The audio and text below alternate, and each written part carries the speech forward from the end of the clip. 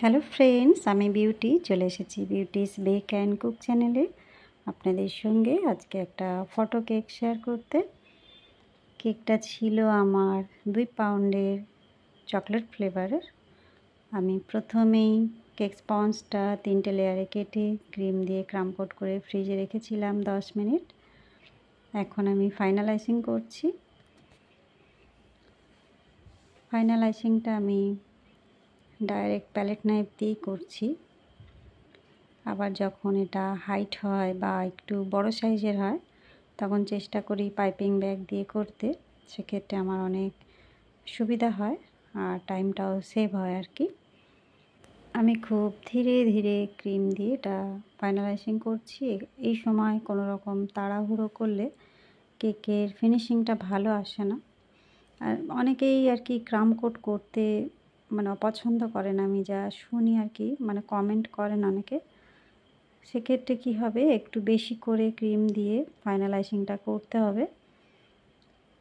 এমনও পরিস্থিতি হয় যে কাস্টমার হয়তো বেশি ক্রিম পছন্দ করেন না, সেক্ষেত্রে রিপোর্টটা খারাপ হয়ে যাবে। সেই জন্য বলি ফাইনালাইজিং করার আগে একটু ক্রাম কোট করে নিলেই ভালো হয়।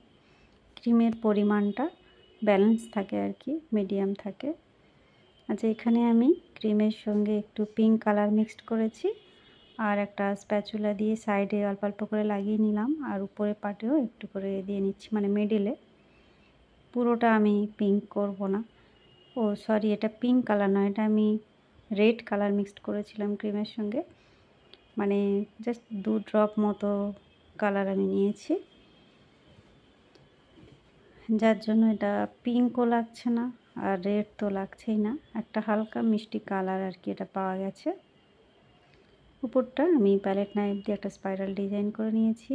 আর এই যে ছবি, এটা গুগল থেকে সার্চ করিয়েছি, প্রিন্ট আউট করে নিয়েছি। নিয়ে আমি এর ব্যাক সাইডে একটু সেলো টেপ দিয়ে নিয়েছি, কেননা ফটো কেকের উপরে দিয়ে ডেকোরেশন করলে অনেক সময় কি হয়, কেকের যে ময়েশ্চারটা সেটা শোক করে নেবে ফটোটা হয়তো ভিজে যেতে পারে। সেই কারণে একটু সেলো টেপ লাগিয়ে নেওয়া ভালো। এবারে আমি এখানে বড় সাইজের রোজ নজেল নিয়েছি আর 2টো পাইপিং ব্যাগে আমি 2 রকম ক্রিম নিয়েছি, একটায় রেড আর একটায় হোয়াইট।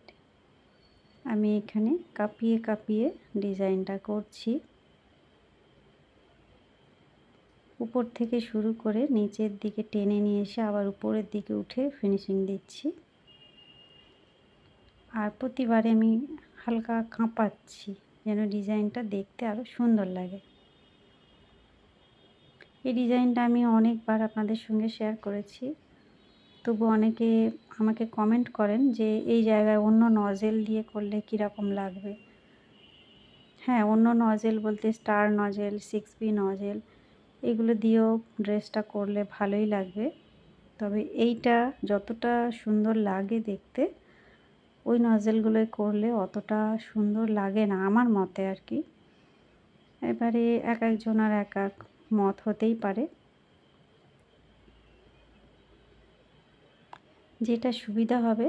আমি যারা নতুন, নিশ্চয়ই আমি তাদের জন্যই কথাগুলো বলি, যেটা সুবিধা হবে সেইটা দিয়েই করলে জিনিসটা ঠিক হবে। কেননা যেটাই দক্ষতা নেই সেটা করতে গেলে ফিনিশিং অত ভালো আসবে না।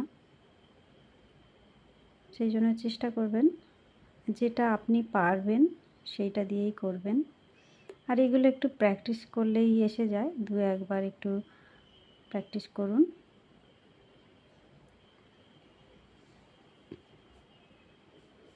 এবারে সাইডে কটা ফুল করে নেব, চেরি ফুল।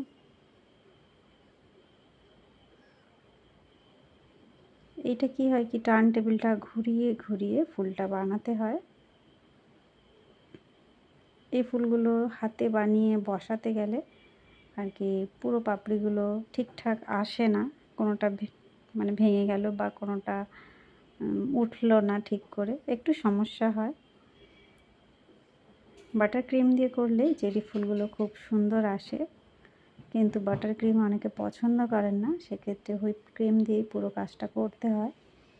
তখন এইভাবে ডাইরেক্ট কেকের উপরে করতে হবে। আমি এখানে ডাবল পাপড়ি করছি আর কি, সিঙ্গেল রাখিনি, এখানে ডাবল করেছি। আর নিচে একটা বর্ডার করছি আগে পিছে করে। এই ধরনের কেকগুলো মানে থিম কেকগুলো খুব সুন্দর লাগে, বাচ্চারা ভীষণ পছন্দ করে। মানে সব সময় তো আমরা ফুল পাতা দিয়ে একরকম ডিজাইন করি, কিন্তু একটু অন্যরকম ডিজাইন হলে বাচ্চাদের একটু বেশি ভালো লাগে আর কি। আর এগুলো একদম কম বাজেটের মধ্যে, দেখতেও সুন্দর লাগে, একটা সুন্দর একটা প্রেজেন্টেশন হয়।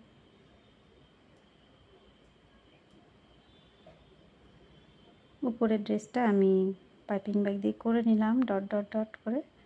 এবারে আমি সুগার বল দিচ্ছি,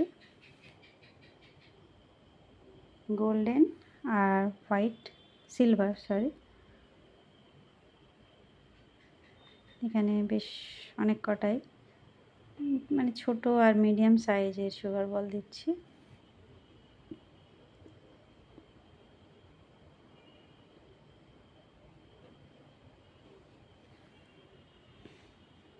আর এটা হচ্ছে গোল্ডেন সুগার বল দিচ্ছি।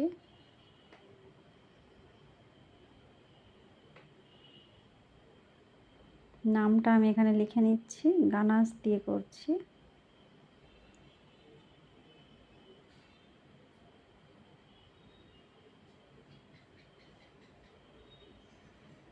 এই যে একদম গানাসটা স্মুথ অবস্থায় লিখবেন, তাহলে দেখতে ভালো লাগবে। এখানে একটা বাটারফ্লাই বসাবো, তাই একটু ক্রিম দিয়ে জায়গাটা উঁচু করে নিলাম।